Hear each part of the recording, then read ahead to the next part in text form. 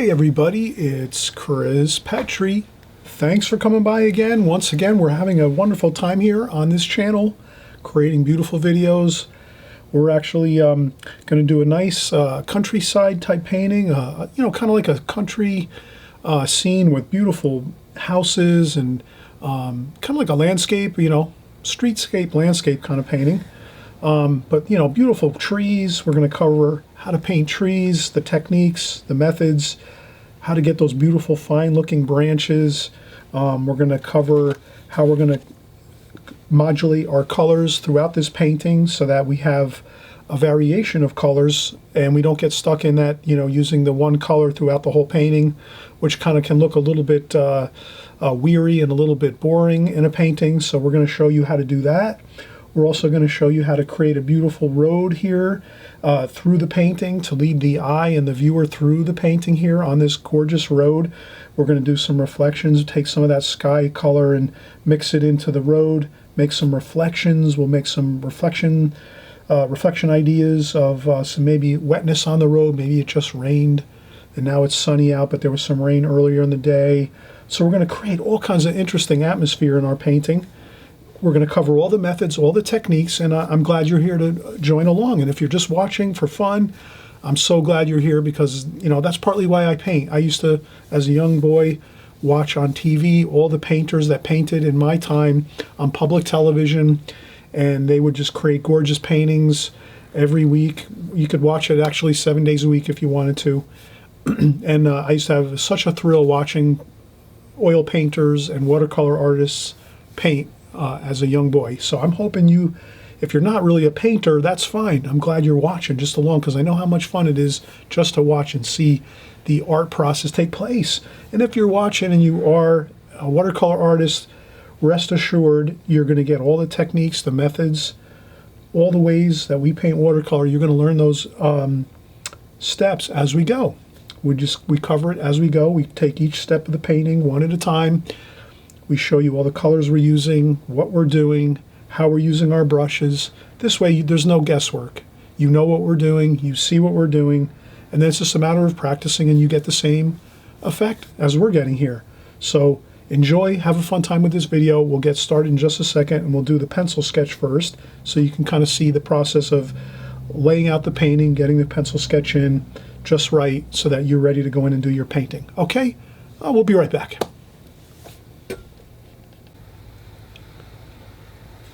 All right, we're just getting back started, everybody. And we saw the finished painting. This is just a really fun, landscape type painting with some buildings, some houses. It's a nice, beautiful, comforting kind of painting. We'll stick to the basics here. We're just going to go through it real methodically. We'll just talk about the techniques, the methods of how we're doing this. The main thing is just to have fun with it. You sometimes might benefit if you practice smaller parts of the bigger picture first. So years ago when I was kind of beginning in watercolor, I tended to maybe practice up on smaller parts first. So if I had a scene with houses and bushes and trees, maybe I would paint the trees first on a separate piece of paper a couple times so I get the feel for that. Then I might paint the houses or maybe some of the buildings on a separate piece of paper, and then I would create the whole painting at one time after practicing some of the parts first. So that might be a help to you. Also too, I notice sometimes it's a big help if you can work out some of your colors first. So maybe you take a scrap piece of paper and scrap piece of watercolor paper and you just mix up some colors and kind of get the feel for maybe some of the colors in the scene. Maybe, you want to say to yourself, oh, I wonder what colors, let me take a look closer there. Oh yeah, I see that. There's some purple and some orange in the skies. And there's some purple and orange in the shadows. And then there's mostly greens and browns and reds in the landscape. So you can kind of do that ahead of time, look at the colors. I always say, please use my painting as your guide. So you'd want to maybe draw my painting first with the pencil sketch first on your watercolor paper. Then you might want to look through the whole video, then go back to the beginning and then pause on the beginning where the finished painting is on the screen. And you can maybe pause that or stop that on the very first second or two of the video, so you'll see the finished painting, and you can actually work from that, and you can match the colors to what I'm using. So just a couple little tidbits of information here as we start out our painting. No big deal. You can do it any way you want. You're the artist. You know, I know many of you have been following me for a long time, so I know you'll do your own technique of how you reproduce what I'm doing or use my paintings as, you know, reference material, whatever it is. But the main thing is, let's just have fun here. Let's just enjoy ourselves. It's watercolor. Let's get started. So I'm going to do the pencil drawing first. So I'm going to take a ruler and just say, let me make it easy for myself. Just generally, let me get the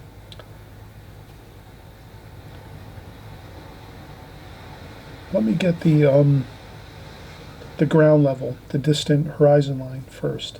So it's about a quarter of the way up the page, approximately. So I just do that, put a nice light line, nothing heavy, just so I kind of know that's the landscape, the ground level, the horizon line of the ground level. Then the next thing I'm going to do is I put a couple hash marks on my tape. I tape around my painting here. And I just put a couple hash marks, and we'll just go through them.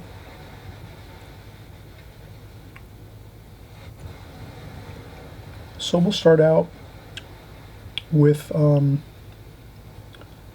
maybe a tree here. So I'm doing like a tree here. And this is going to be pretty tall tree. It's going to go right out of the picture. It's pretty large at the trunk.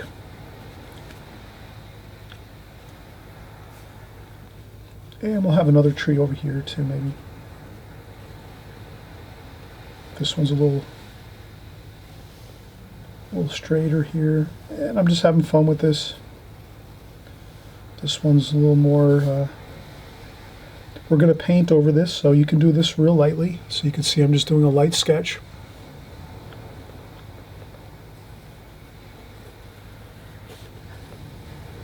Like that.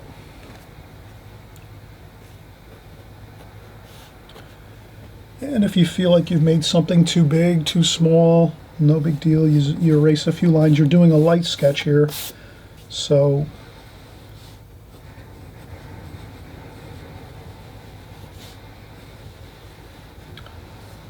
okay, we're going to be painting over this again, the whole scene, so you don't have to worry too much. And our light source might be coming from over here, so we'll just put a light source there.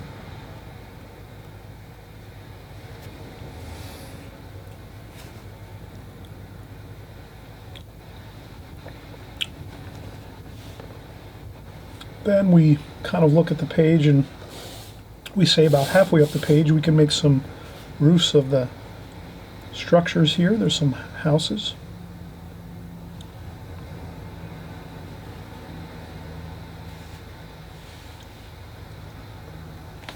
And if we notice maybe we have to adjust things, no big deal. We just make them a little different here.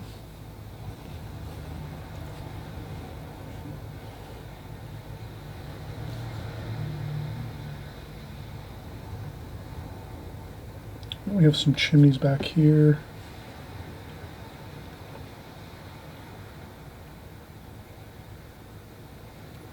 Some chimneys here.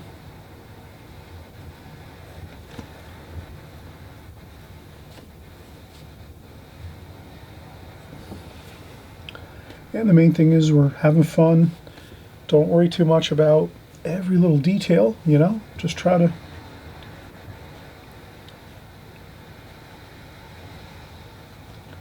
There's another roof here. There's some trees and bushes over here.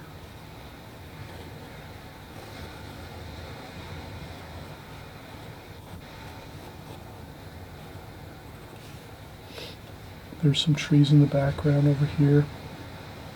Very light, very cool. And then we have another house over here. This is a house in the distance here a little more.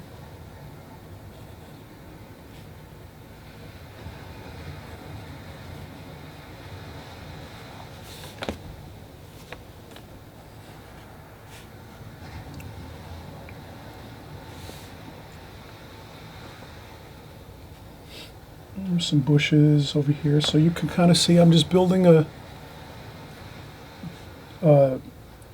landscape here, and bushes, and we have some houses here.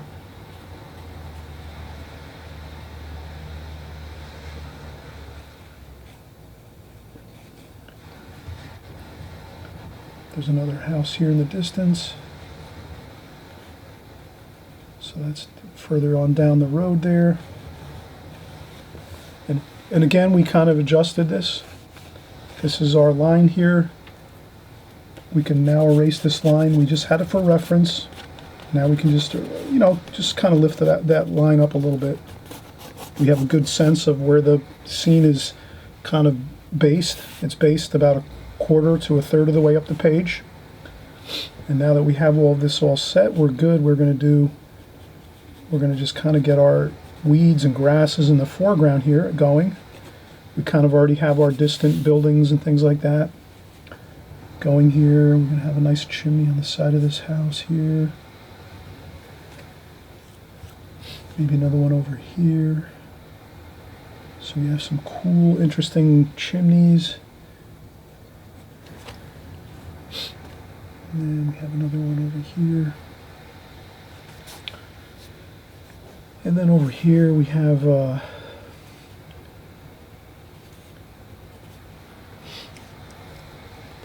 some trees over here. And then maybe over here we have another house.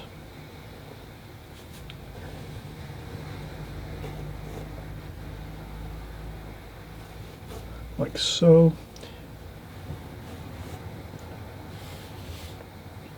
We have a chimney on the back of the house here.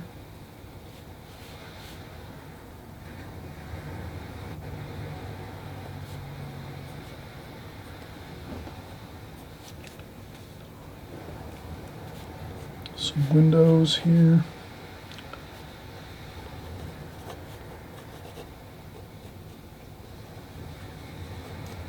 We have bushes all along through here. It's always nice to have bushes and things in the foreground to push things back. That always looks good. There's another tree over here in front of this side of the house over here. Another smaller one here, complement that one there.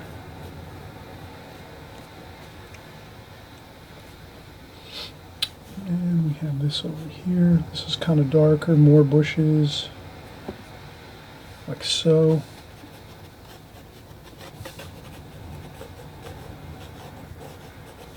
More bushes along here, so you have plenty of bushes here, and then a road. Maybe there's a road leading into the scene. That looks really good, just to have a road flowing in like that, like this.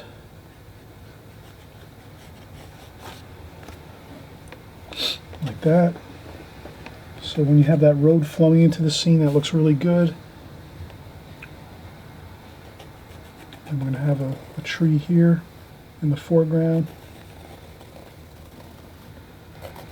So this will be a really beautiful way to set it back in the scene here. Just a large tree here.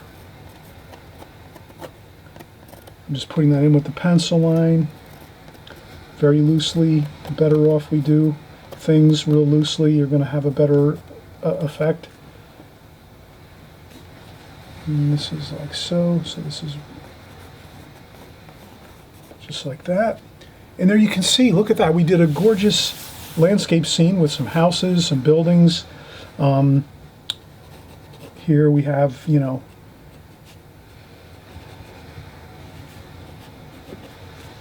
some mystery to it.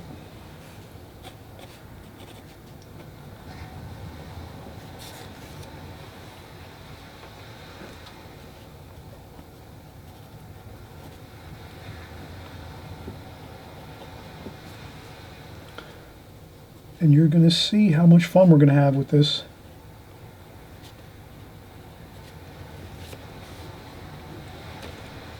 I'm just putting some darker darks here just to keep my focus so that when I'm going back in and doing the windows that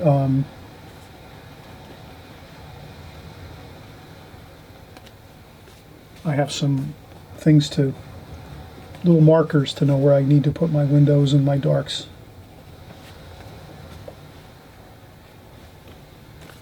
A couple more down there. That.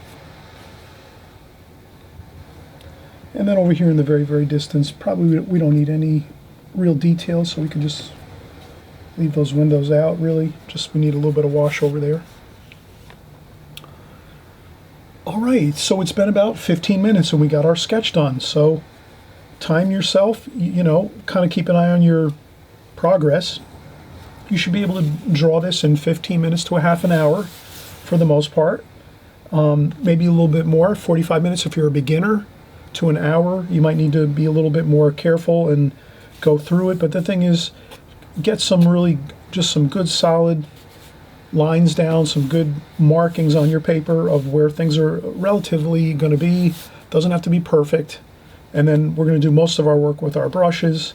And again, I'll just do some more indications with my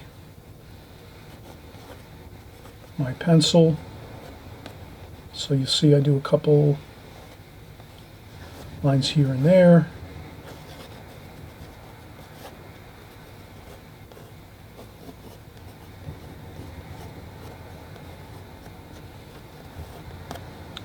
Like so. And then we have a few trees over here.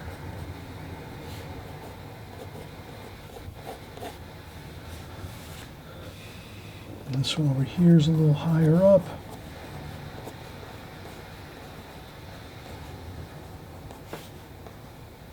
That. Okay, perfect. We're going to start painting in just a second. So we'll leave this as is. This will be enough, plenty of information for us to start painting. Okay, so we'll start painting in just a second.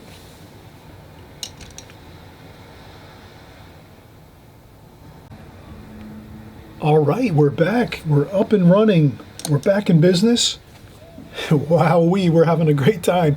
And we're going to actually start out. I just always want to say, hey, before I start painting in, here in this scene here, in this painting, I want to say please subscribe if you can. If you, you know, if you're able to, there's a little red button down here below on the right-hand side. That's subscribe. If you subscribe to my channel, it's just a great thing because you'll always get my videos. You'll be alerted. It's not that you have to watch them necessarily, but you'll be alerted to when they come out, and it's usually every week. I'm always painting new paintings every week. Sometimes I do 2, 3, or 4 paintings a week. Depends how much time I can squeeze in to do the paintings and videos. But for the most part, it's at least you'll know that they're there. You'll be able to maybe quick glance at them, take a quick look, see what I'm working on. Maybe you're going to like the video, you'll watch it. Maybe if you don't like it so much, maybe you watch it anyway just to see the techniques I'm using, the colors I use over and over. Because the more you, always remember, repetition is the mother of skill. So the more you repeat things, the more you watch something over and over, and you repeat things over and over, you're going to memorize it, you'll remember it, and it'll be committed to your memory, and you really won't have to stress over it. So when you're creating a painting, as you go forward and you're painting and creating your paintings and your art, you'll have certain things committed to memory and you won't have to really stress over it. You'll just know it like the back of your hand, like driving your vehicle. If you're, you know, most people drive. If you're driving your car, you just know how to turn, how to shift, how to put your brakes on, how to put your gas on. You're doing all these things. You're steering, you're putting your brakes on, you're driving. And you do all of that, and you don't even have to really think about it. You just naturally do it. It's part of your just subconscious mind. You've done it so many times. You've repeated it so many times.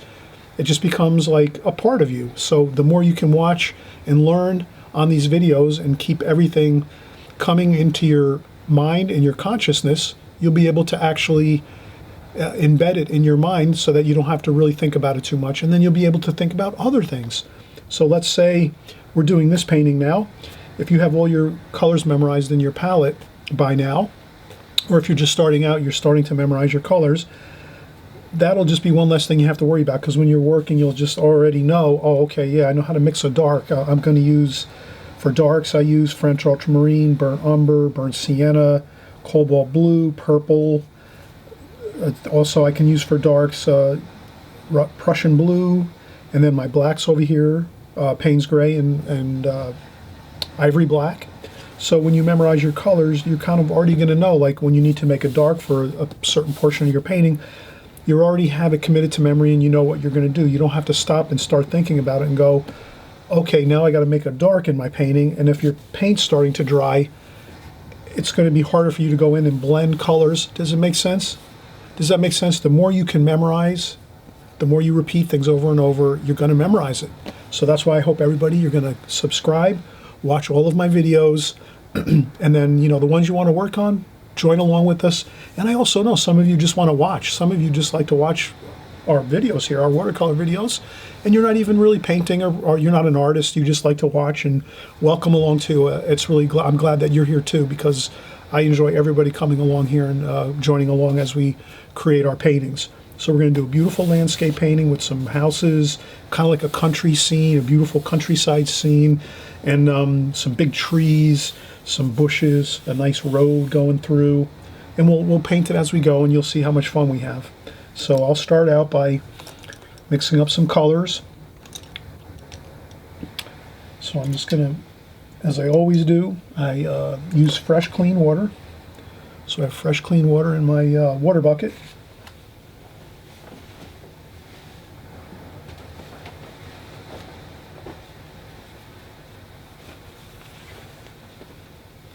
And then now I actually the paints here. So we have fresh clean water. We always have a sponge or something to check water off our brush. So if you want, you can leave a piece of sponge next to your water pail to take off some water off your brush. You don't always want to have tons of water on your brush and then you bring it over here and it fills up all your wells with water and you have a big flooding mess in your palette. You don't want that. You want to rinse your brush off, check off a little water, then you go to your palette. So that's basically the process. You can also use tissue. Rinse off the brush, hit the tissue a little bit, then you go over to your paints. Or rinse off your brush, and then I have an apron on, so I just tap my apron with my brush quick, and then I go over to my palette. So that's kind of the process of how we use our brush to check some water off. You could do it 3 ways or more. Sponge, go to the palette for colors, rinse off the brush, go to the tissue, go to the palette for colors, or you can do rinse off the brush, tap it off on your apron, and then you can go over to your palette. So that's really the simple process for that. Then we're going to start saying, okay, I'm going to paint this alla prima. I'm going to just go in and start doing the darks, the darker washes. So I'll start out with the trees. There's some darks, quite a bit of darks in the trees. So let's do some sap green, burnt umber, raw umber, burnt sienna. So we're getting a mix of all the darks and warms here and greens, and that should be good. Okay, now maybe a little more cool, a little more of the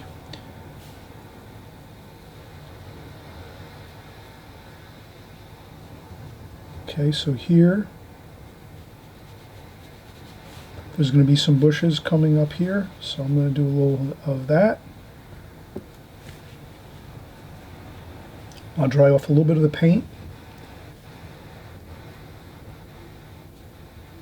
And as you can see, I'm just doing a quick sliding my hand on the paper like this to get these branches.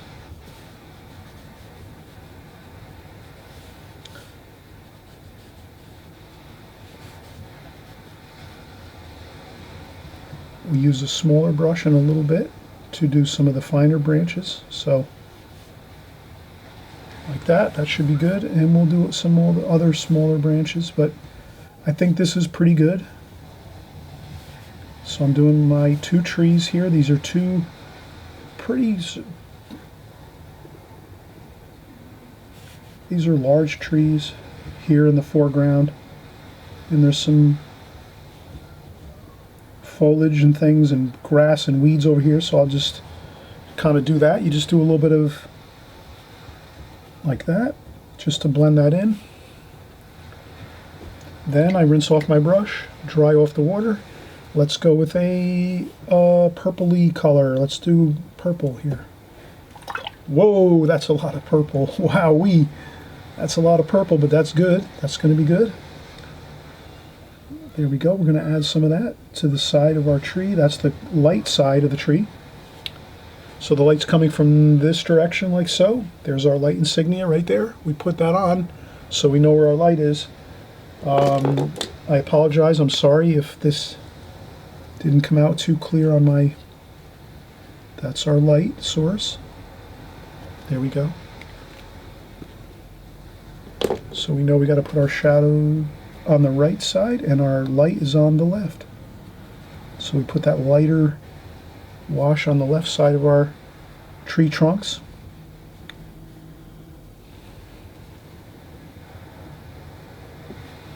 There we go. Look at that. And then while we're doing our darks, let's get right into it. Let's do this one here. And we're going to do this here.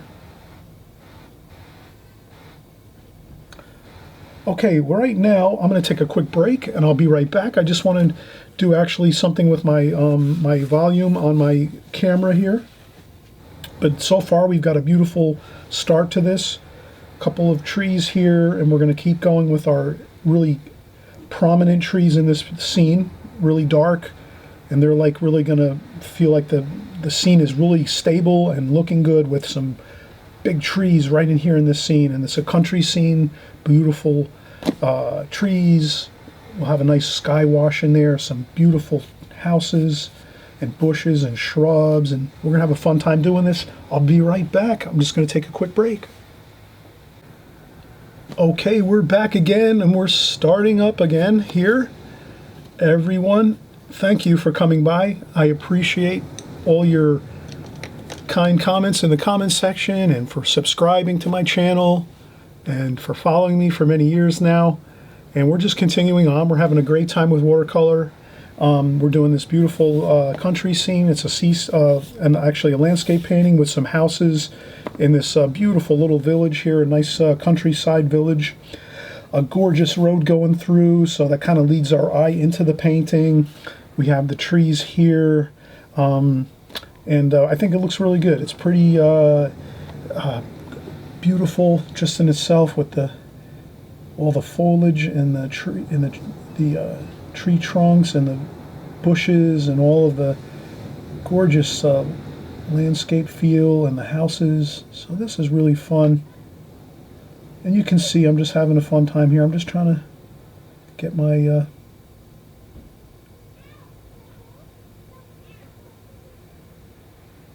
I'm just trying to get those nice branches in there. Sometimes you have a branch come down like that or so here and there. And we're going to do we'll use our needlepoint brush to get in some more of these finer branches and things. But here you can see I'm just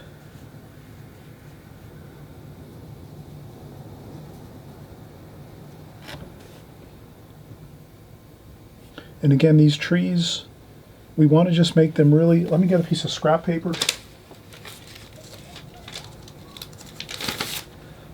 The main thing with when you're doing trees with landscape paintings, I think, is you just want to try to... Let's say you have your trunk like this of your tree. You just want to keep your branches more straight like this, upwards like so.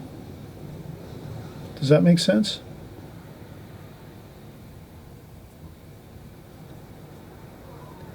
So you're looking to keep them more straight. If you can keep those at an angle, a very sharp angle like this, those look much preferable to maybe like this. See, that can look a little bit unpleasant doing like branches that come out like this, because most trees, when you look at most trees, they really do have that tight looking branches going upward and like this. So if you can do that, you'll be way better off with your trees. I hope that helps, just to give you a visual on doing trees. They're much more pleasant and pleasing looking when you have your branches really tight like this versus doing them long ways this way. Although there is, you know, like pine trees, you know, pine trees do have this kind of a look, but we're not doing pine trees in this scene, so that's why we'll want to stick to that like 30-degree angle for your branches. So if you have your trunk of your tree and this is the angle, this is a 45, maybe like a 30-degree angle. Some 45-degree angles, some mostly 30. This would be a 45-degree angle, like this. Pine trees are at a 90, actually, a 90-degree angle sometimes. That's a 45, and that's like a 30-degree angle. So you want to stick with your 30-degree angle. Also some 45s. Pine trees are usually at 45-degree angles. The 45 is this way.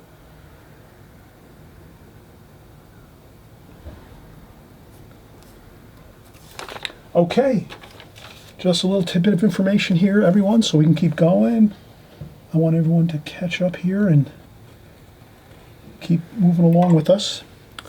So, a little bit of purple. So I'll do a little bit of purple over here on the sides of this tree. There's some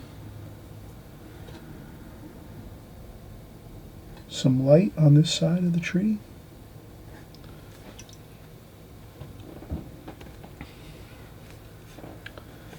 Okay, I'm moving fast. Now I will do the really, really fine branches with my needlepoint brush, and I will do that later once I do the sky wash. So I want to make sure I do this first. I should have did the sky wash actually first, but it's okay. I usually like to do my darks first, so I'll leave the sky till last. Alright, so now we have our trees in here. Let's start working on our roofs. So now for our roofs, we're going to use brown, French ultramarine blue, and brown and burnt sienna, some darks. Maybe some green. Some greens in there. And let's kind of get those in there. There we go. We're just going to really fire it in. Look at that. Just going to get that roof in there. And I'm not going to make it perfect. I'm going to leave a little bit of some rough edges around that. Okay, now I'll add some cerulean blue. Let's change up a little bit. We'll make it a little more blue now. Let's do this one. A little bit more blue.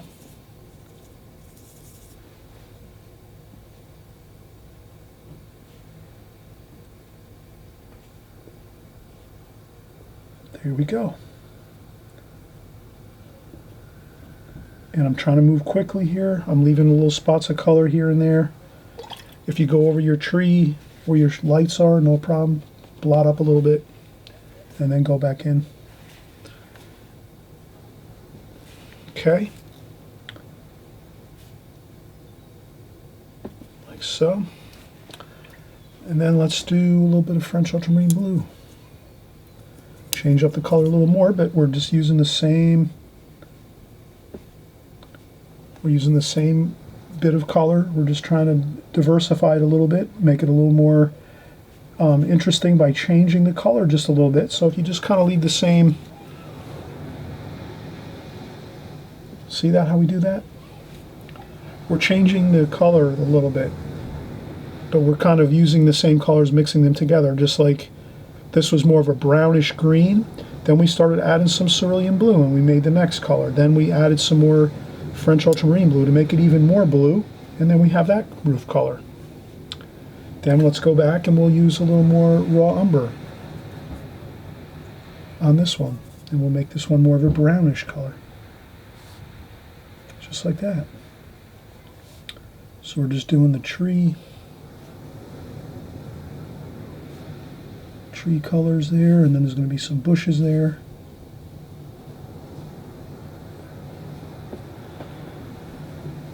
Like that. So we have some interesting roof lines there.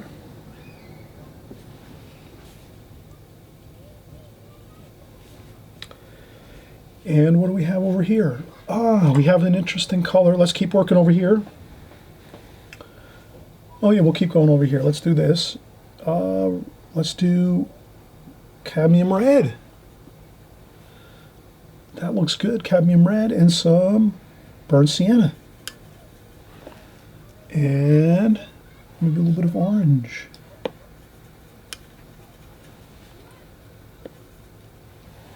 Maybe a touch of blue, just to gray it down a little bit here and there. All right. Okay, let's see how that looks.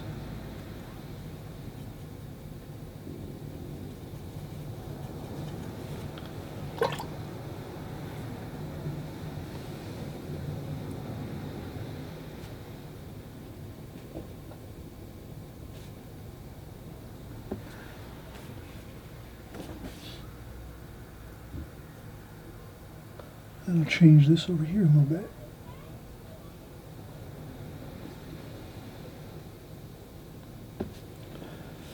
And then wherever you have some bushes and things, you leave the edge a little bit rough, like that.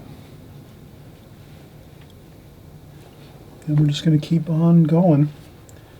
Then maybe a little bit more of a grayish color over here.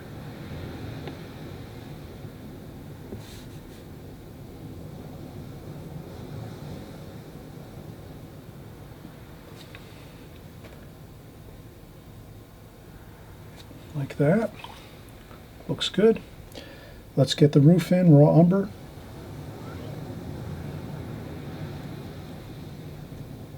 Touch of maybe some olive green and burnt sienna and raw umber. Maybe a touch of green. There we go. A little bit of an interesting color there.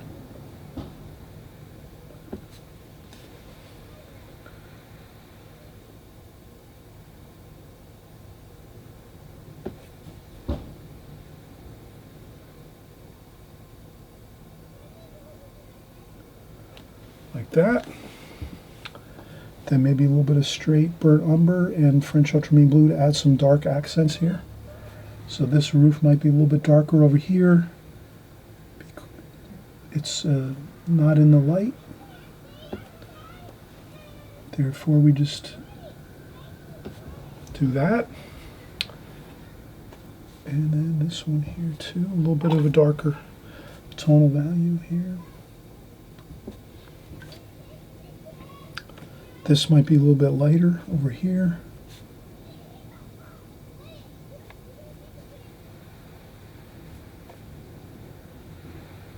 Like that.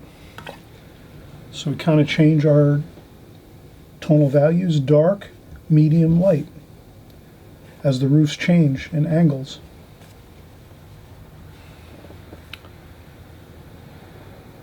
And then we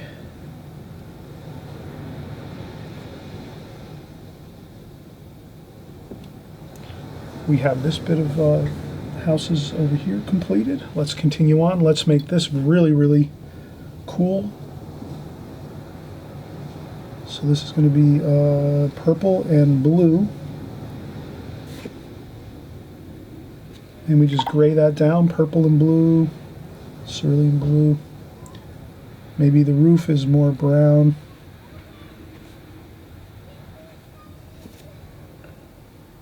So I just make that a darker grayish color, like that. There we go, that's in the distance. And we have really a nice flow of shapes now. We have roof shapes. We did some facade shapes over here. We'll add in a little bit of shadowing maybe over here just to make that look a little bit, so we can see the change in the shape of the building. And then this here, maybe we're going to just make it a little bit darker here so we see that change there.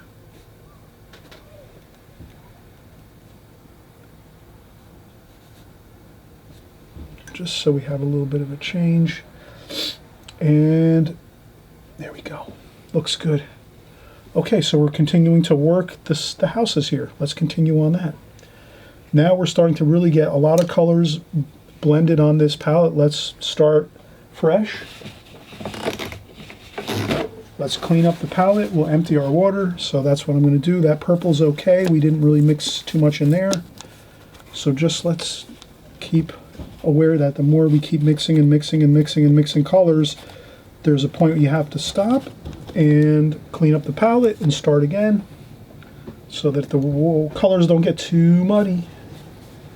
We don't want to get our colors muddied up so much that it really starts to look unpleasant on our painting. So now we have our palette cleaned up. We've been working 15 minutes. Let's take another break. We did this whole section here. All the houses, the roofs, we did the facades, the brickwork of this house over here, the red, beautiful red color. We're going to come back in here and do the facade colors of this house here, the color of the walls of these houses. We did the roofs, and the roofs look beautiful. We have to do the chimneys still. So we have lots of stuff to work on here. Let's keep working along. Hey, if you want to, you know, try out one section of this painting. If you think it's too much to keep doing this whole painting, totally understand. You might not want to do the whole painting.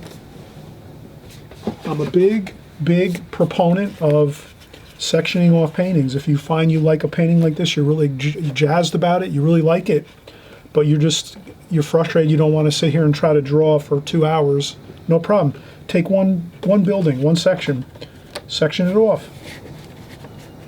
Like that, and like this. And do something like that. Maybe you do like one little section here where you have the tree, like so. You have the tree. Maybe just a little bit of this roof over here. You have the tree coming up on the side of the scene. And that's all. You do this one section. You can do that. And that the way you do this is when you go back to the beginning of the video or at the end when the painting is completely finished, you just take a section of it and crop it down, you know, on your software, on your phone.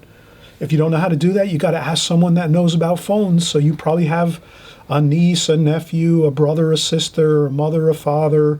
You have some grandkids. Everybody knows about cell phones today. All you got to do is just, hey, quick ask them the next time you see them, how do I crop a photo down? And they'll show you how to do it. They'll just sit there and do it 1, 2, 3, bing, bang, boom, done. Everybody knows, you know, the young people, they know how to do all this stuff. I'm still learning how to do cell phone things and computer stuff and whatever. I'm the same probably as most of you. I'm not so great with computers and things, but those young kids know how to do it. So, and I have family, my nieces or my nephews, they know all about computers. They show me how to do stuff all the time. Do the same thing. Don't be ashamed. Just ask somebody that knows how to use cell phones really well or computers and just say, hey, how do I crop down a picture? And they'll show you how to take a picture. If you take a picture of this painting, ask them about screen captures. How do I do a screen capture, and then how do I crop down the screen capture for a small section? And they'll show you how to do everything on the computer or on the cell phone. They know how to do it on the iPads, the home computers, everything. Just remember, keep it safe. Ask someone you know, your family members, and you should be fine. I'm going to take a quick break, and I'll be right back. Okay, we're back again. It's Chris Petri. Welcome, everybody. We're just getting back started again. I'm going to actually change out my water. So I'm changing out the water, and I'm cleaning my palette. I want to make sure I keep my palette clean. change out my water as I go. Now here, I just want to get a little purple in some of my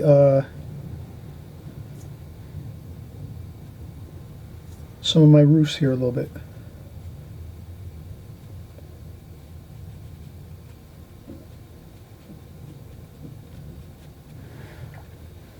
Reason being, I'm going to use purple in the sky, so that purple in the sky is going to affect the colors below.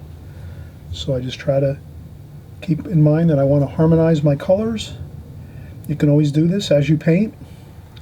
You can add in a little bit of a wash of something you know is going to be a large portion of your painting. So even though I didn't use purple in all of my mixes as I was going to do my roof areas and my building areas, the cool thing about this is, and does this make sense? With if you're painting darks like this on the roof, you can go over with a little bit of purple once it dries, and I did do that. You can see. And when you do that, it takes the purple and it infuses it into the colors below. It soaks in and it becomes part of the color mix. So now that I've done that, that's just a nice way to tie in the purple wash into the roofs, because we're going to be using purple in the sky, purple in the roadway here, and some purple in the shadows. So we want to keep that color. That this is actually Winsor Newton is the color brand that I use. I find this is a very beautiful purple, Winsor Newton Ultramarine Violet. It's a really beautiful purple. I don't know if I can mix a better purple. Maybe I could. Let's see. Alizarin Crimson also, if you don't want to buy the Ultramarine Violet, you can take Alizarin Crimson and French Ultramarine Blue, and you can get a beautiful purple doing that too. And then you can cool it or warm it as you need it. This is a little cooler, so we could add a little more French Ultramarine Blue. Now that's a little too much, and you can add a little bit of more Alizarin Crimson, and you can kind of match it pretty close. So you can get a great purple with Alizarin Crimson and French Ultramarine Blue, or even Alizarin Crimson and Cobalt Blue. So no big deal. Thing is, let's harmonize our colors. Let's add our colors throughout the painting.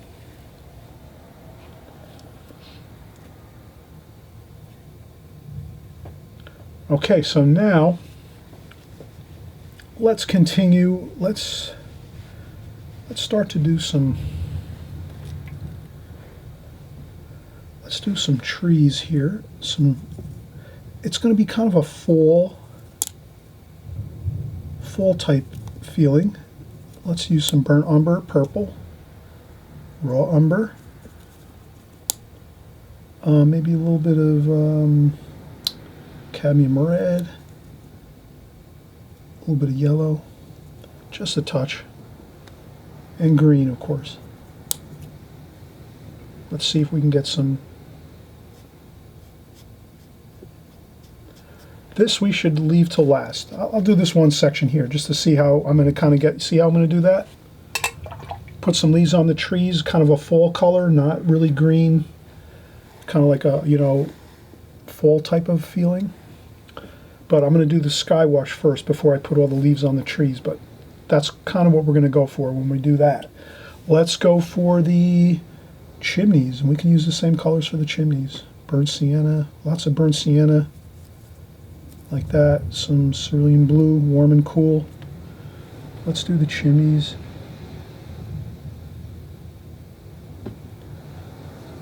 So I'll do the chimneys here. Be careful, don't lean into your paint.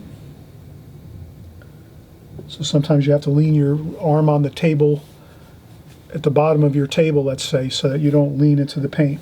Sometimes you can lean into the paint. You can also mix up a little separate. A little bit from here, a little bit over here. So we're going to do some brick colors. Here we go. I'm going to do the chimneys like that. Same here.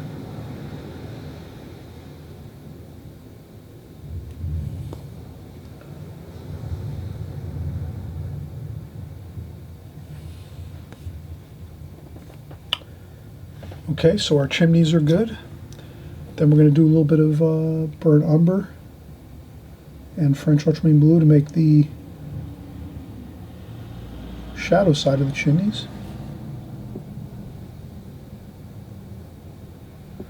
And then if you have to lighten up, let's say I made this chimney too dark on this side, let's lighten that up a little bit. Take a little bit of tissue and blot up. Add a little bit of red to it, make it more exciting. There you go.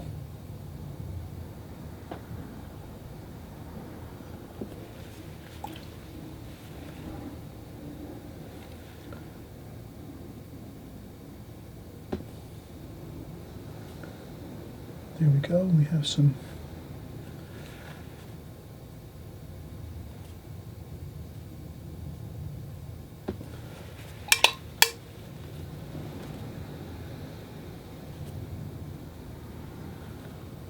take your time, have fun with the chimneys here.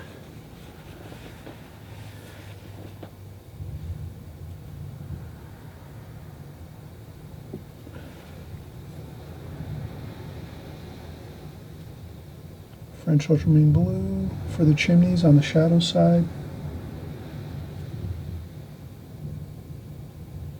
That's all. No worries about it. Add some browns and reds to it.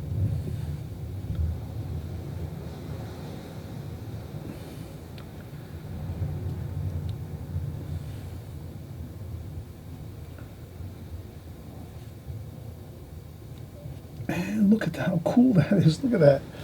We're doing our chimney pots here, up on our chimneys.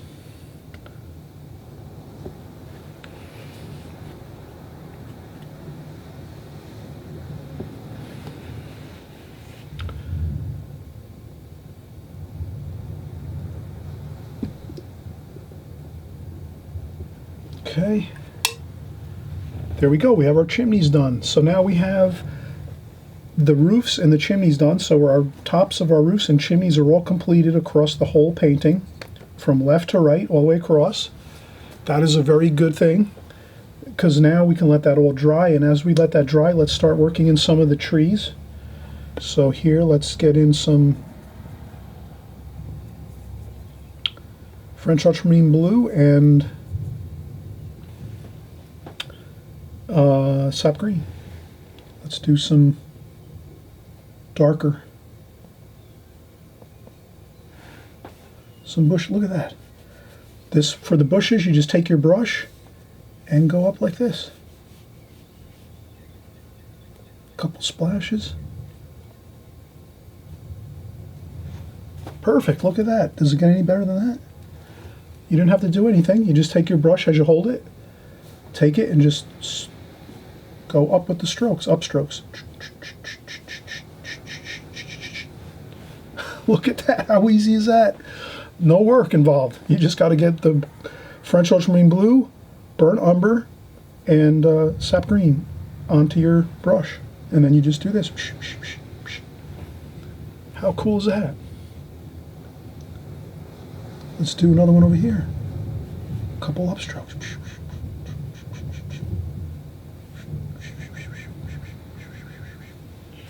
There we go.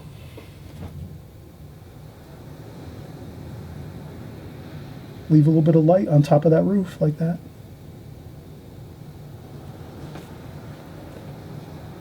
A little more green there. Woohoo! Look at that. See, you can create details that you never could believe. All you have to do is leave that little light on the top of that roof line there while you're doing your trees in the background back here behind the house. And that gives that little bit of light along that roof edge, and then it kind of keeps your roof from like losing its identity within the picture, within the painting. So You can blend in the roof in certain spots, maybe a little bit, but if you leave that little bit of light catching that there, you can see that right there. You leave that little bit of light there and you're really set. You have a beautiful transition from some bushes in the background, like that, some trees in the background, some darker darks. They get lighter as they go up top.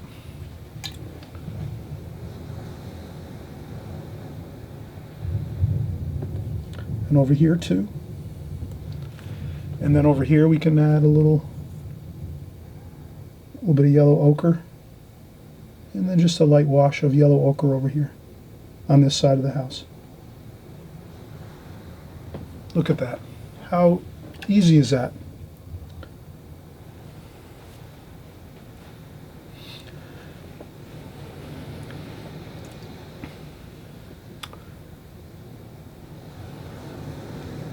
Now we can continue on. Let's get some of this on.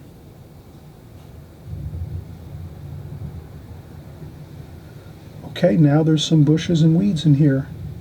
So let's leave some weed-looking things along this edge where the house meets the weeds in the foreground. They call that negative shade painting. Basically, negative shade painting is you're painting around something to make it appear. So right there, we're making these grass and weeds appear by painting around them. And again, I like to always try to explain how I'm doing this. So if you want to have something appear, you can paint around it. So let's say I want to make a house. I can paint around a house like this.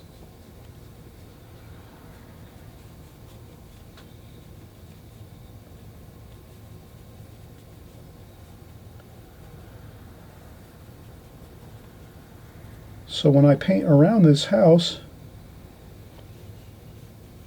I make it appear.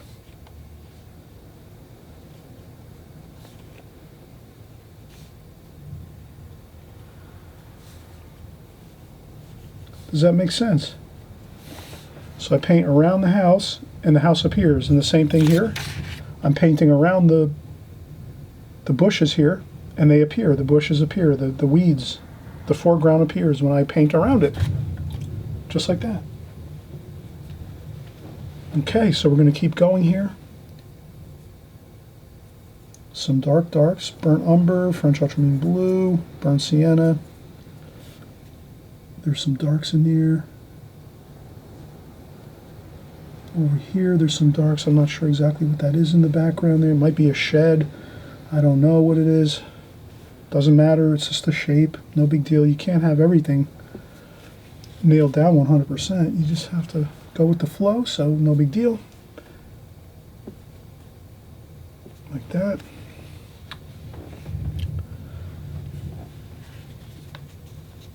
Could leave things a little bit undone here, no big deal.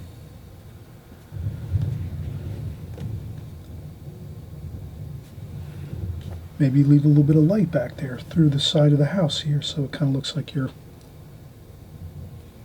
can see through that area over there. That might look better. Gives your eye a place to look through. And let's keep going over here. Burnt sienna. Sap green, burnt sienna. French ultramarine blue. Get some darks in there. Some green. Mix some green over here and take a little bit of that there.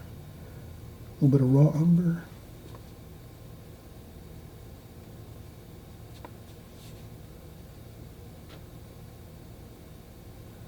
And we just do a little bit of the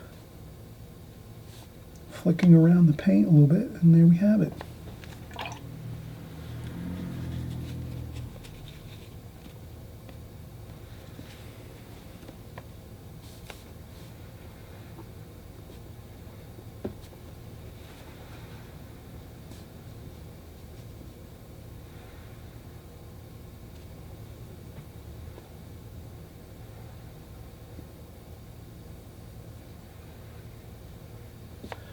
There we go. Just a little bit of wash over here. Could always lift up if it doesn't look great.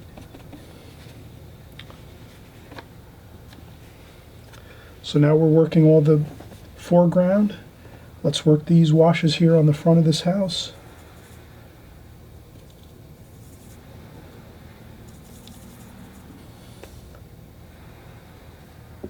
Let's add some more cerulean blue.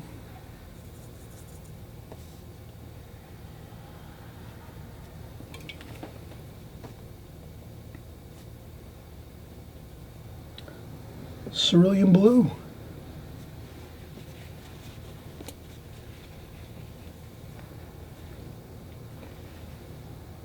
Maybe some darks. French ultramarine blue, burnt umber,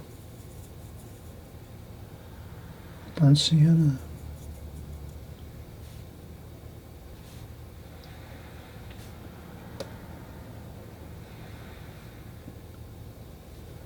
And I paint around some of the bushes.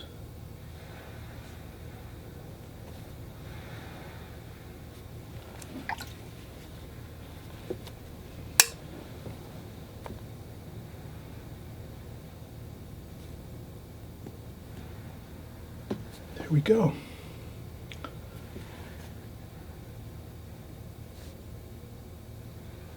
A little bit of dark. There's a dark wash there.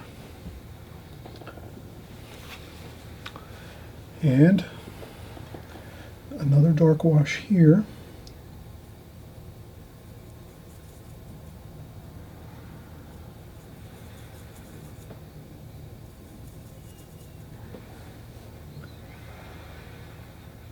Like that.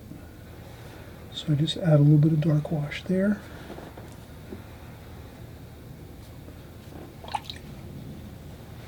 Looks good. And then maybe over here, again, we can mix up our colors. Maybe we'll make an olive green color.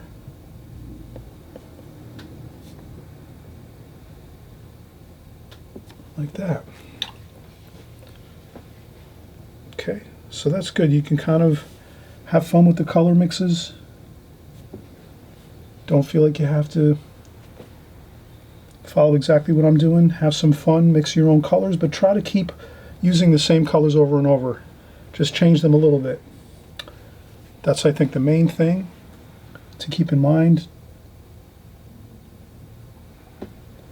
I'll add a little bit of a sharper line there with a darker tone.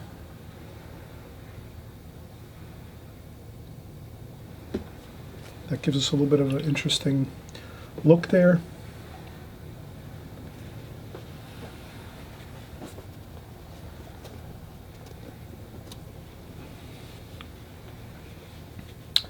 Then I might want to add a little bit of wash over here.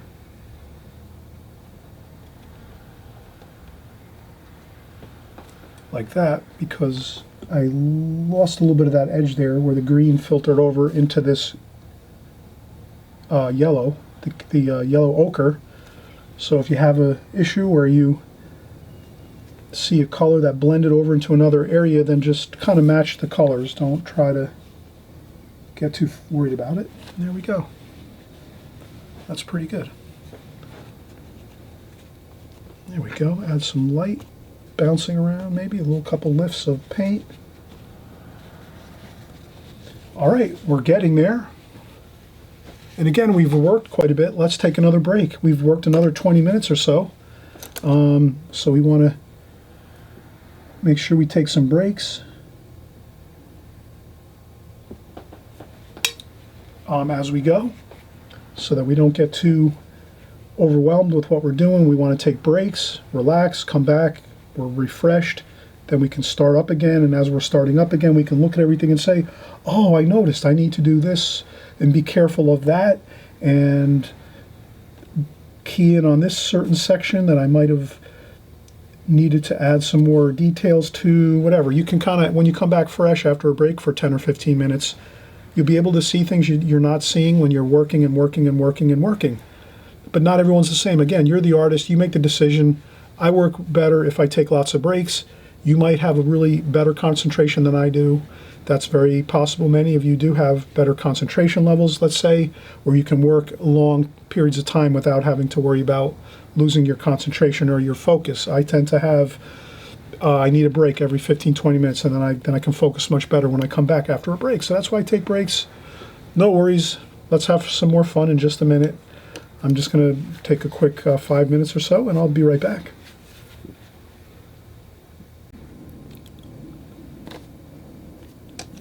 All right, hey, we're back. Chris here. We're making great progress. We have what I would consider the most important part of the painting completed, which is really the row of houses here along this beautiful countryside scene of beautiful homes along this country road, landscape scene. We got the trees done first, the 3 trees. Now we talked about how we got those trees in really successfully. We talked about the shapes of the branches, how you have to really capture those pretty accurately regarding really looking at real life nature. So a realistic look at trees, and we covered with a little sketch with some Sharpie marker how we do that. So we have that down. And then we got, again, the colors here we said with the houses as we went along.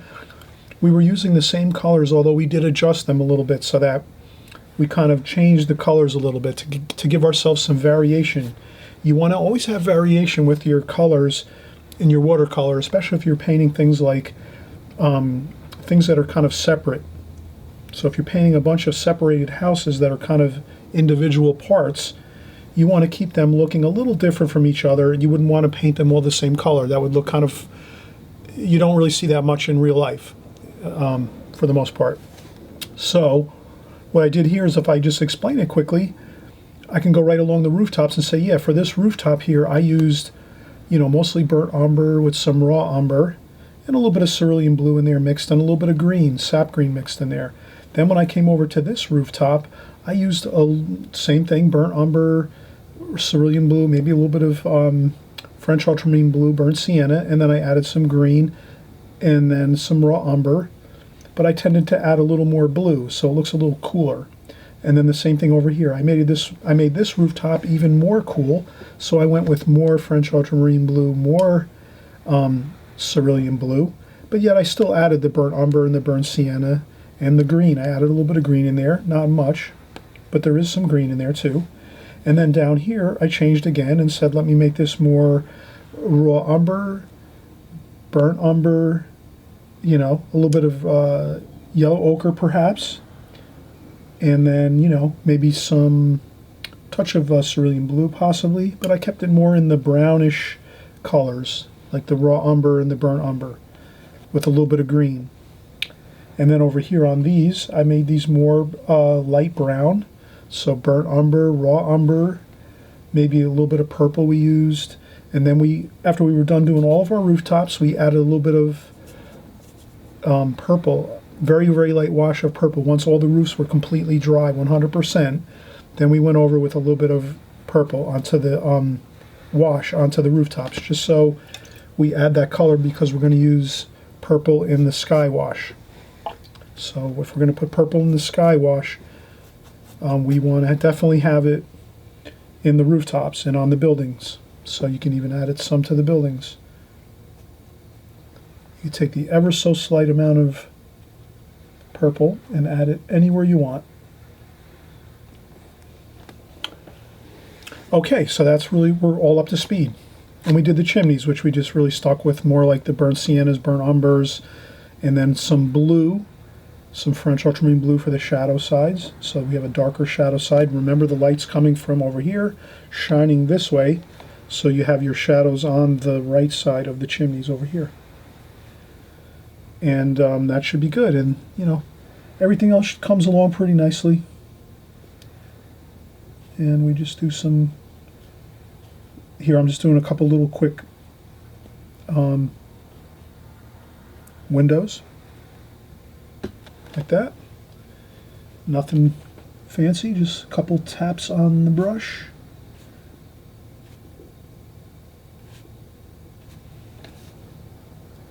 Like that. You can add some shadowing. Let's add some shadows to our roofs.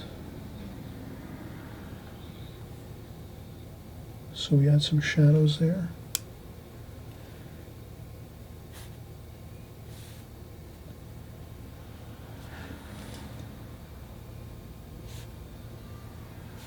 There we go. So we added some shadows.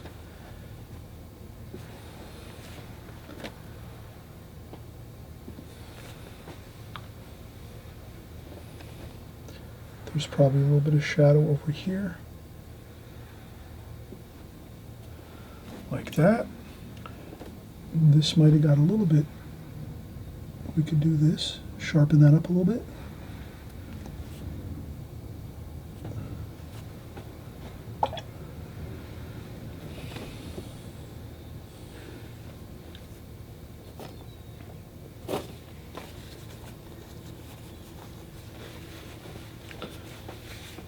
Okay, now let's do some of our foreground here, our bushes and weeds and things. We're going to do this quicker, fast. We don't want to spend a lot of time on this. I'll mix in a bunch of our colors, lots of color, because we're going to use a lot of bushes here. We're using sap green, burnt umber, yellow ochre, raw umber a little bit, French ultramarine blue. We keep that down here for the darker darks. And let's see what we can get going here. Over here, maybe we keep them darker over here. Some of the bushes and things, right?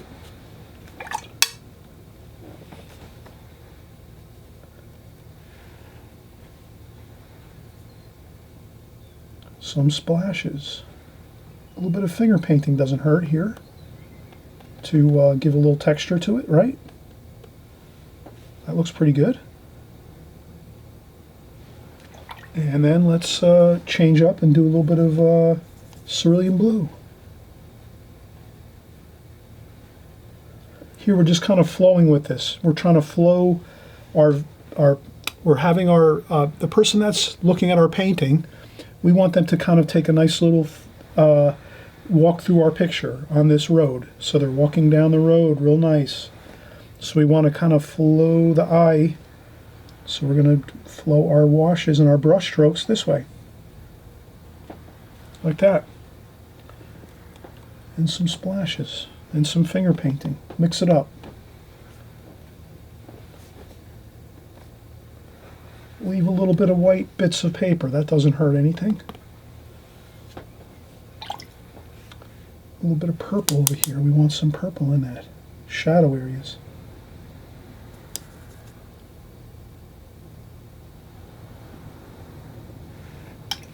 So I just added some purple. And I just mix it around a little bit here and there.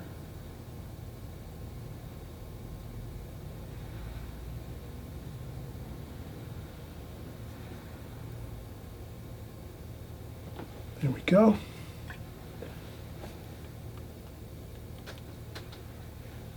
A little bit of yellow ochre maybe now. Now we're going to some golds. Put some over here.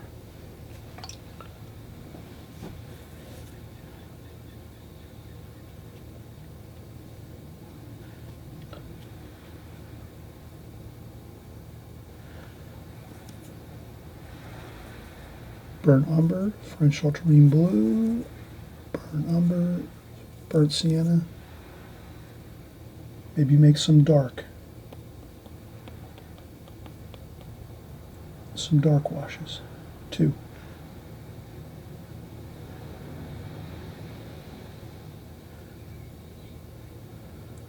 And we just flick up the brush like that.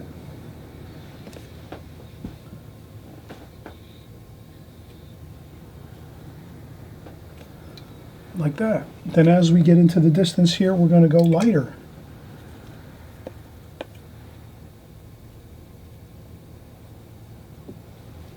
Maybe we need to blot up a little bit over here. It's too dark, maybe.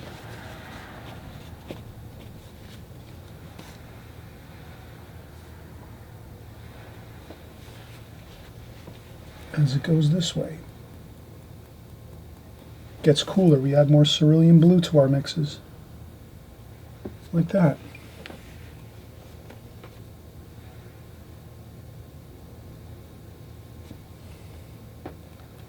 Okay, looks good. And then over here, very cool. In the distance of the picture, very cool.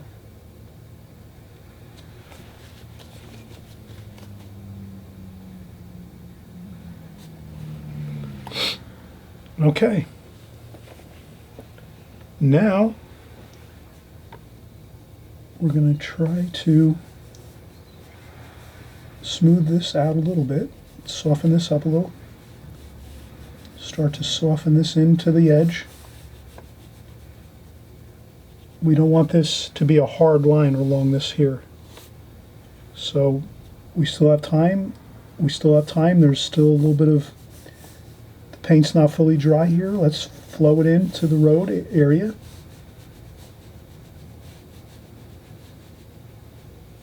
Like that.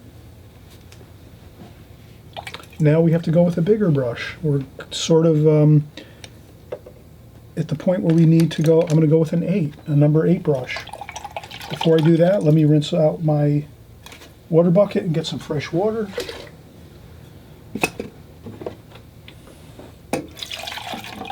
And I need some more water. I think I have enough water to keep going. Fresh water, there we go. So we have a larger brush now, a number 8 watercolor brush, round brush. This way we can do the road quicker. We were kind of taking a lot of time there to do the bushes along here and kind of blending this in. So let's, kind of keep ourselves on track here. So we're using purple and yellow ochre and some brown. Let's just mix a bunch of interesting color here. Color, we want to use purple for sure because we're going to use that in the sky wash. So let's do that. Let's add some purple in there. Leave some white paper.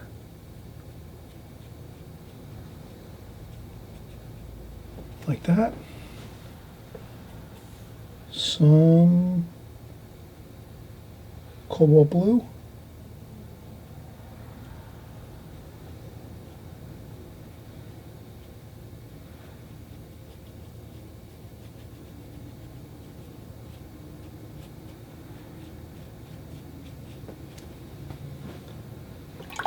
And I leave a little bit of the white paper there, a little bit of sparkles of white paper. It doesn't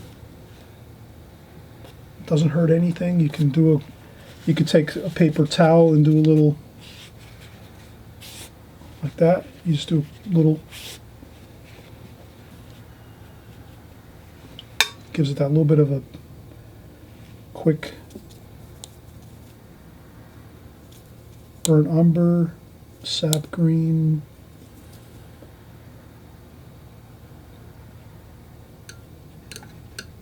So here I'm just doing a little bit of color.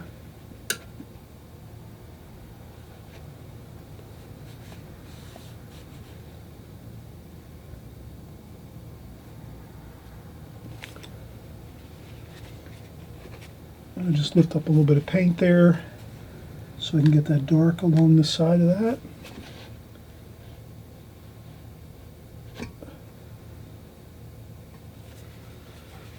And there we go.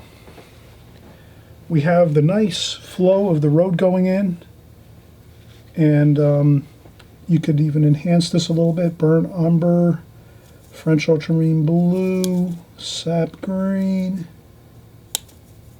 burnt umber, more burnt umber, and you can do like you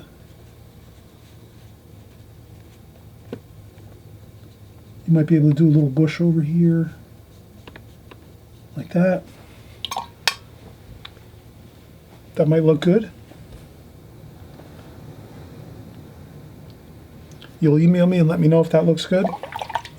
Or you could comment, comment section.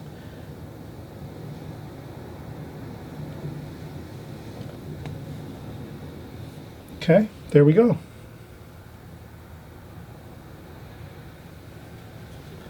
Now we will take a break. I'm getting tired here. I told you I can only paint so much and I got to take a break. So, all right, everyone, we're having a fun time here. That's the most important thing. Have fun with your watercolors. Just stick to the game plan.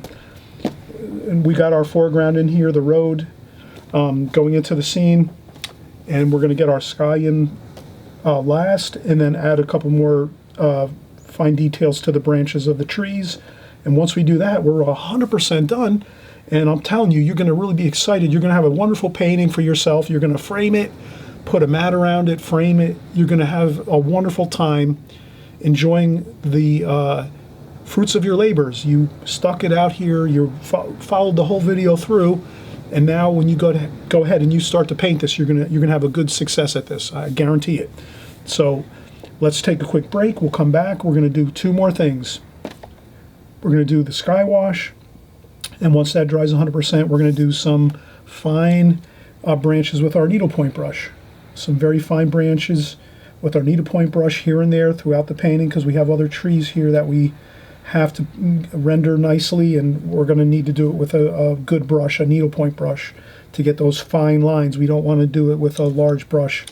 We want to use some fine calligraphy in our paintings. That gives it more balance, more detail, more variation. We're always looking for more variation with our paintings. If we can add a little bit of more fine lines to our painting here and there, that's more variation you have. That makes it look more interesting. All right, so let's come right back in just a few seconds and we'll finish up.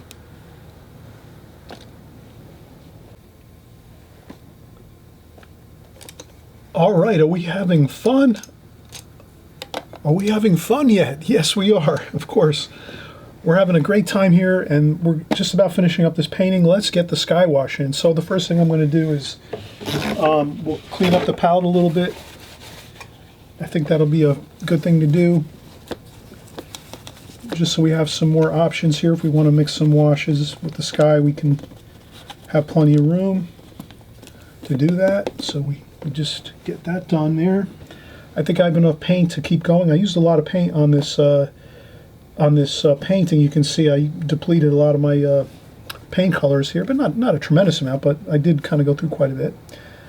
So for our paint wash, I'll use my large number 8 brush, or number 12, I'm sorry. And we're going to have clean, fresh water. I think, yeah, this water's pretty good. And what we'll do is we'll just take some water and kind of splash it on the paper. I would say I would put it on the paper where we don't have the tree limbs as much. So that's what I'm going to do here. I'm going to splash it on.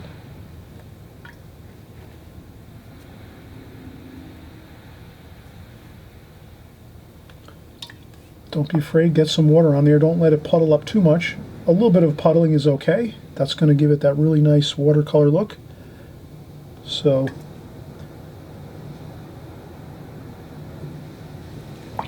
and let's get right in. We're going to use purple, and we're going to use cerulean blue,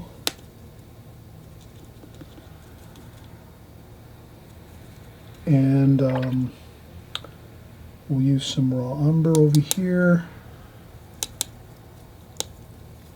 and I think this should be good. So I'm going to do that. I'm going to start getting the sky wash in.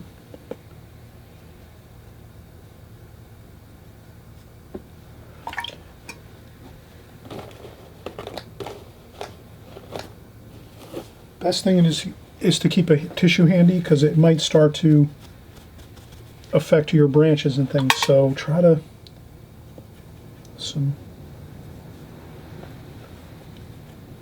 keep that in mind, that you want to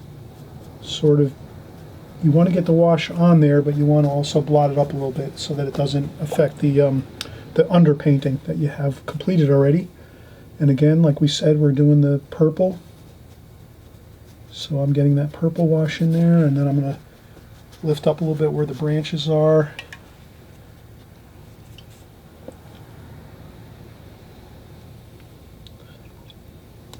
And we have some purple up there, like so.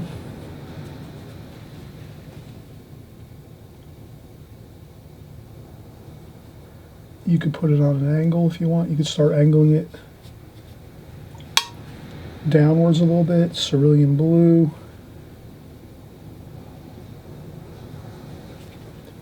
I would say definitely get some good color mixes on this sky wash because you have lots of color down below. If you can go a little darker up top, that's going to make it look a little better. Like that. If you can do some darker mixes up top and then fade it lighter as you go down the bottom. And again, I try to make sure I don't. Then a touch of orange towards the bottom.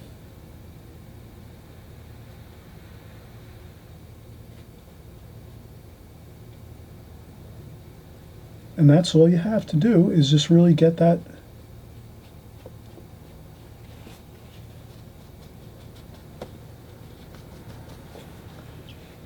wash on.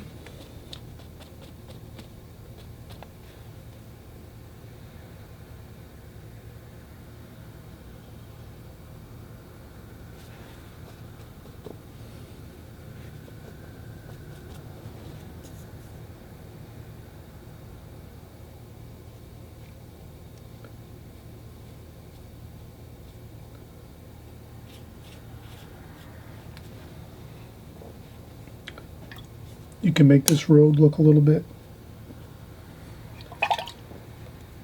You can take the road and add some wash to that, some purple and blue, and maybe make that look a little bit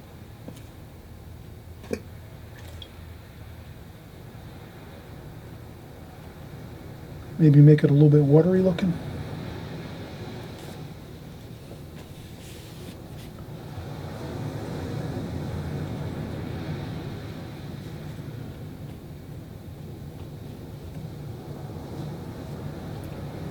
Then you could add even some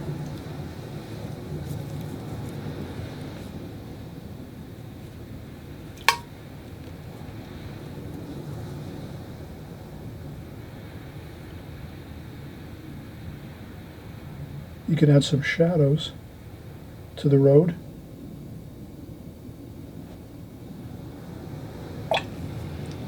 If you want, you could try it out, see how it works. I'm just experimenting right now.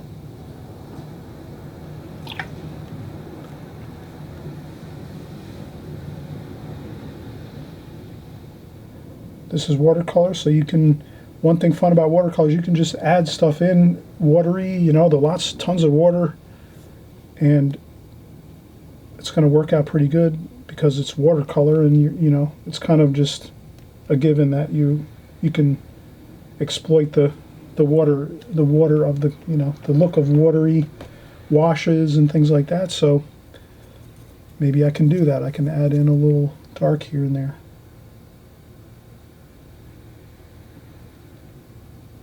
Just like this. I'm adding in some dark washes, maybe I'm adding in some darks over here. A little bit of red in there, maybe some for the chimneys, burnt sienna, cobalt blue.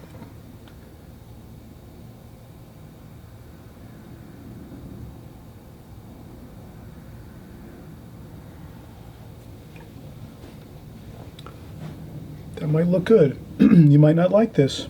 You might say, Chris, I don't like that watery look on the road there. I think it looked better the way you did it earlier. That's fine too.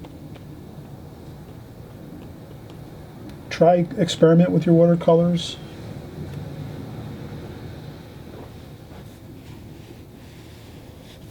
Then I just pick up any excess puddles along the bottom of the tape with my tissue, like that.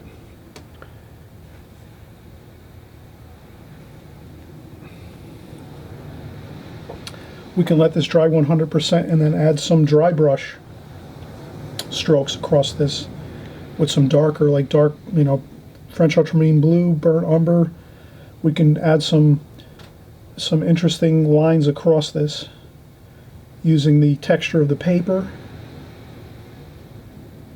So we'll try that too as well. We'll add a little more interest to this. So let's do that. Next,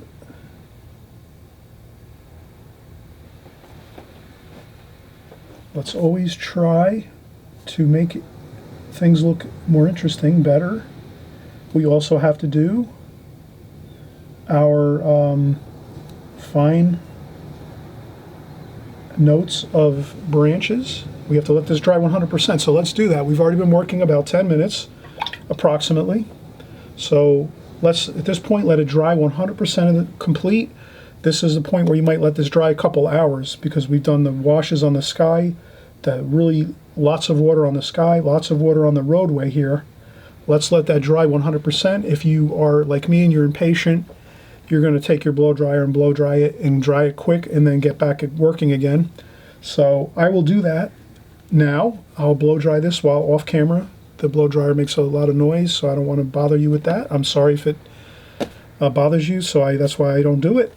I'll put the blow dryer on once we're off air here, and then when I come back, this will be all dry, and we'll do our final touches of branches and some little bit of texture on our roadway here, and I think that'll be 100% good.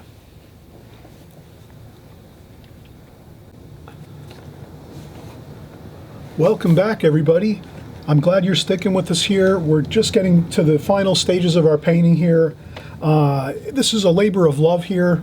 When you do a painting like this, it does take time, so never get weary when you're creating a watercolor painting where you're going to be doing a lot of darker washes, because you have to mix up, quite a bit of paint. You have to kind of take your time going through it. You can see we took plenty of breaks. I did use a blow dryer to blow dry the sky wash and the road wash here because we used a lot of water on those two sections. So now that those are dry to the touch, that's going to be fine, and now we can just pretty much get the rest of everything completed. So I'll do some more leaves on the trees. Again, we're thinking this is an autumn scene.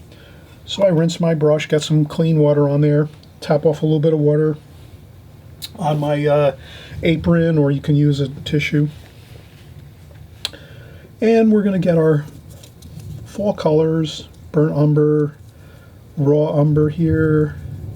We're going to use some yellow ochre, some sap green we mix in. And again, we don't blend all these colors completely together. Leave them unmixed to a certain extent. Maybe a little cerulean blue. A little bit of cadmium red too. It's fall colors. Let's get some cadmium red in there. Like that. And that should be good. And let's start, again, we take our brush, we hold it on the side like this, and we're going to scrub the paint on in a circular fashion. And we're not holding the brush as if we're painting like this. We're holding the brush on the side like so, so that the brush is basically parallel to the surface, the working surface. So you're just using the underside of the brush to get the paint on. So you just scrub it on, circular fashion, like so. Look at how great that looks. Wow. You can do it the other way. You can do it circular fashion this way. You can go upwards like so. You can add some more green to that here. Maybe you want to add some French ultramarine blue, some darker colors. Mix it around. Have some fun with it. Not too much though, that's the thing here. We don't want too much. We want lots of light showing through. Does that make sense? Lots of light showing through, lots of sky showing through this.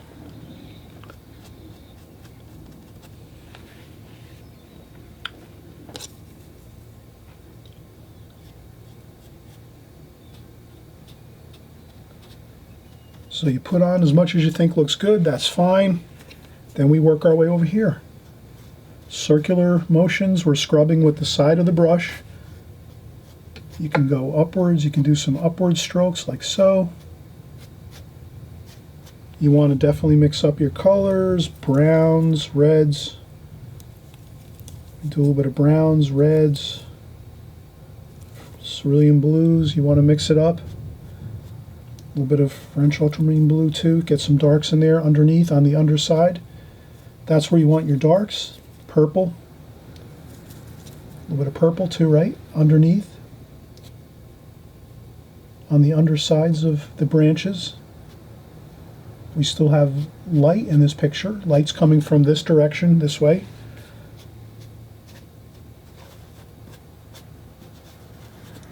If you want to thicken up some areas, you can do that too. So I thickened up and made a little bit more leaves over here. Over here I'm doing some light brushwork.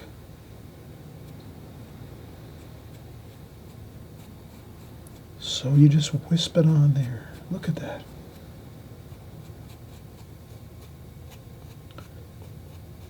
There you go. Not too much. And that should be good. And then a little bit here too. Very little here. Just like that. Look at that. Perfect. And then maybe some over here in the distance. So you have all these beautiful steps of tree, leaves on the tree, tree foliage, here, here, here, here, here, lots of modulation. You're looking at, you can put a little bit over here too. Maybe a touch over here, just like that. Okay, that's it. That's as simple as that. I rinse off my brush, and then I go to my needlepoint brush. Dampen that up. I take my needlepoint brush. Here we have the needlepoint brush, and we use this for our darkest darks. And we're going to start putting in our finer branches. Do not overdo this. Just remember, you should have these in your painting though.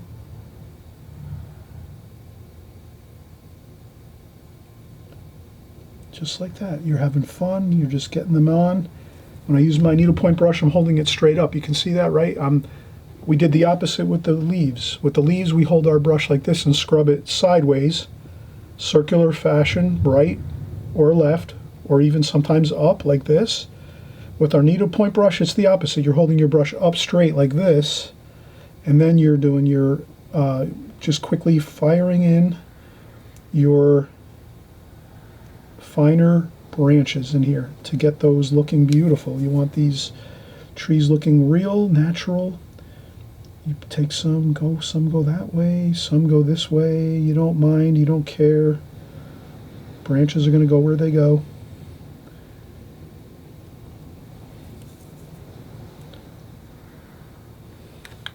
Same with this over here. You have branches going this way, some.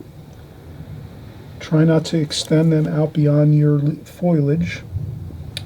So the foliage is your end point. You don't want to go too far beyond that. Except for over here. You do have a couple like this.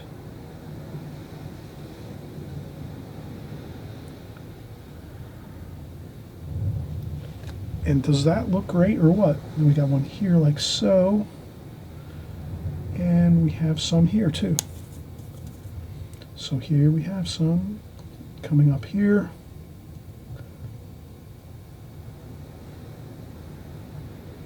And then we have a few over here. Ever so slightly though. And what you want to do is, if you're doing very light areas where you just want very little, don't add as much paint. Add less paint to your needlepoint brush if you have to. Dry off some paint on your tissue so that you don't add too much paint to it, because you really don't want to overdo it and start adding really thick lines. This is more of a distant tree over here, so the branches are going to look more diminished, smaller, finer.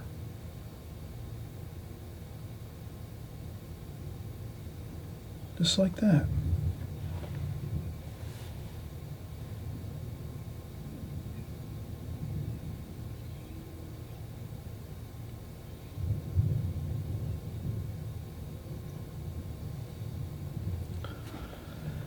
Okay, this one here, I think I overworked that a little bit. you know, whatever, you know, sometimes it happens. Then I just take a little blot of paper towel or tissue and maybe even scrub it a little. There you go. That looks better. I think I'd rather scrub that out a little bit than leave it. Then I can always add in a detail over here on this tree and go, all right, there's maybe a branch here. And there's maybe a couple branches there. And maybe there's one there. And then I just cover over it and then it's okay. And then I put a little darker spot over here on the roof.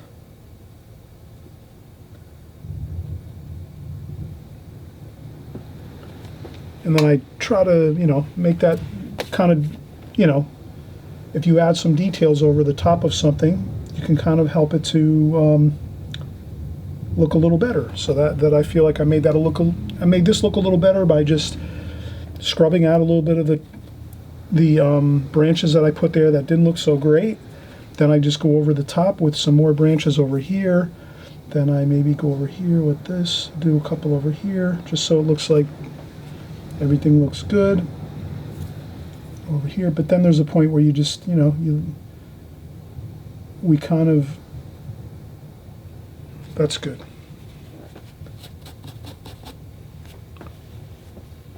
All right, that looks pretty good.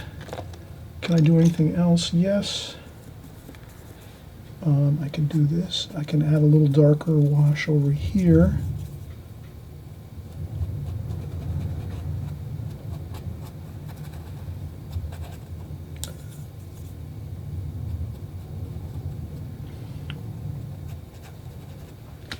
Like that. And that's it. And then the last thing we do is we take some darker darks, burnt umber, French ultramarine blue, burnt umber, burnt sienna. And I dry off a little bit on the paper towel or the tissue. And I just do a couple dry brush like that. Then I just rinse off the brush. I just want to do a little bit of, like, you know, the road, it's got rocks, gravel. That's all we need, a little bit of that. And voila, we're completed.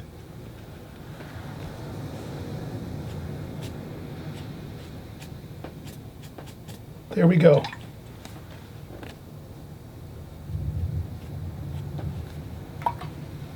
Perfect. A little bit of that dry brush effect with a little bit of the thicker paint, not much water, thicker paint across the road. Give it that nice little gravelly road look. And we have that light coming from the sky into the underside of the road, so I think we have that nice reflective quality. Let's take a look. We'll remove the tape just so we can see it framed out a little better. Always looks better if you tape your painting, especially if you're doing like a finished painting. You tape it off, it looks much better. This way when you have it in your studio, it already looks like you framed it, basically. So instead of framing every painting, you just put some tape on it, and then you have a instantaneous, something similar to framing it, where it looks pretty finished. And you can pin it up on the wall, put some tape and tape it up on the wall. Of course, please frame it. Frame your paintings. Matte and frame your paintings when you can. And I'll just take some more of the tape off over here. And that's about it. So I'm glad you joined us here. We're having a great time. Please subscribe if you can. Right there on the bottom of the painting, on the right-hand side underneath the screen, you'll see the red subscribe button. You hit subscribe. This way you get these great videos every week. We're working hard. I'm working hard for you. I'm glad you let me help you to make your watercolors better so you can improve. We're learning all the time. We're doing new techniques, new methods all the time with our paintings. Sometimes we're doing alla prima. Sometimes we're doing glazing technique. Sometimes we're doing a combination of both. Sometimes we're using a lot of paint. Sometimes we're using only a little bit of paint. But whatever it is, it's all watercolor, and I want you to have this information. It's going to give you more options as a watercolor artist. And if you're just watching for the fun of it, well, I'm really happy you're here. because it's fun just to watch people paint. I used to watch all the TV programs when I was a young boy on TV, just to watch for the fun of it. It's so much fun to see people creating artwork, and as artists, we all have so much fun with the beauty of art and the fun of it, the enjoyment of it. So again, thanks so much for watching. Really appreciate it. Thanks for your support, your great comments, your kind comments. And again, always please leave comments. Let me know what you think about the paintings, what you'd like to see more of. And we'll see you on the next video. Bye-bye.